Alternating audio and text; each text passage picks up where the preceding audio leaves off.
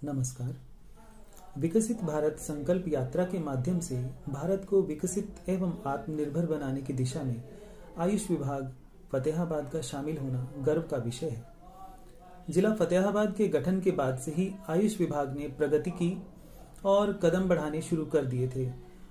उस समय जिले में 17 राजकीय आयुर्वेदिक औषधालय थे। अगले कुछ वर्षों में 2 और राजकीय आयुर्वेदिक औषधालय शुरू किए गए। इस प्रकार वर्ष 2005 में विभाग के अंतर्गत 19 राजकीय आयुर्वेदिक औषधालय थे।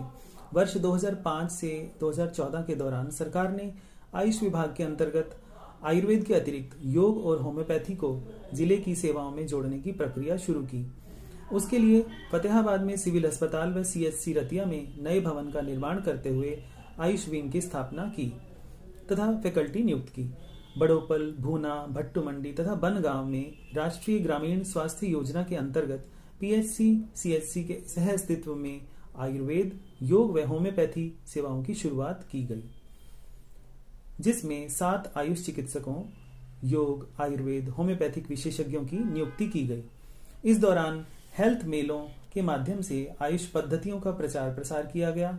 बच्चों, गर्भवती महिलाओं व वृद्धों के स्वास्थ्य पर विशेष ध्यान केंद्रित किया गया। जिला स्तर पर चलाए जा रहे सभी राष्ट्रीय कार्यक्रमों में सहयोग किया गया। वर्ष 2014 के बाद आयुष विभाग ने तेजी से प्रगति की। सरकार की महत्वाकांक्षी योजनाओं, संरक्षण, आयुष को मुख्य धारा में शामिल करने के प्रयासों तथा उचित बजट की व्यवस्था होने के कारण उच्च लक्ष्यों को प्राप्त करने की दिशा में कदम बढ़ाए। माननीय प्रधानमंत्री तथा मुख्यमंत्री जी के नेतृत्व में आयुष विभाग ने सफलता की ओर कदम बढ़ाए। इन प्रयासों में अंतर्राष्ट्रीय स्तर पर वर्ष 2015 से योग दिवस मनाना शुरू किया गया तथा राष्ट्रीय स्तर पर आयुर्वेद दिवस, प्राकृतिक चिकित्सा दिवस तथा होम्योपैथी दिवस भी मनाने की परंपरा शुरू की गई। इसके अतिरिक्त बसंत पंचमी, शहीदी दिवस, बाबा साहब भीमराव अंबेडकर जयंती तथा वाल्मीकि जयंती जैसे अवसरों पर समय समय पर आयुष हेल्थ मेलों का आयोजन किया जाता रहा है। इन सब प्रयासों का परिणाम जिले में कोविड जैसी महामारी के दौरान नजर आया, जब जिले के नागरिकों ने गिलोय, हल्दी वाले दूध, आयुष काढ़े, गर्म पानी तथा औषधीय तेलों के नस्य के महत्व के साथ साथ योग व प्राणायाम के महत्व को स्वीकार करते हुए महामारी से सफलतापूर्वक पार पाया। इस दौरान विभाग के आयुष चिकित्सकों तथा फार्मासिस्टों ने घर घर इम्यूनिटी बूस्टिंग किट बांटने के साथ साथ होम आइसोलेशन में रह रहे नागरिकों की विशेष देखभाल करके जनमानस के बीच अपनी पहुंच बनाई।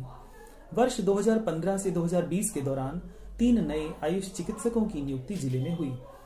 30 अगस्त 2019 को जब आयुष मंत्रालय भारत सरकार ने हरियाणा के 10 राजकीय आयुर्वेदिक औषधालयों को अपग्रेड करके Ayush health and wellness centre बनाने की महत्वाकांक्षी योजना की शुरुआत की, तो देश भर में 12,500 जीएडी को एएचडब्ल्यूसी बनाने की प्रक्रिया शुरू हुई। आज जिला फतेहाबाद में भी 16 जीएडी को अपग्रेड करके Ayush health and wellness centre बनाया जा चुका है, जिसमें केंद्र सरकार के सहयोग से ब्रांडिंग, माइनर मरम्मत के बाद रंग रोगन तथा अनेक सुविधाएं जैसे आरओ, उपकरण, फर्नीचर, पौधे तथा औषधियां उपलब्ध करवाई जा रही हैं। अब इनमें से 13 Ayush health and wellness centre को NABH द्वारा सर्टिफाइड किया गया है। वर्ष 2020 में जिला Ayush society under national Ayush mission गठित की गई, जिसमें नेशनल आयुष मिशन के अंतर्गत वर्ष 2021 में डाटा एंट्री ऑपरेटर की नियुक्ति की गई।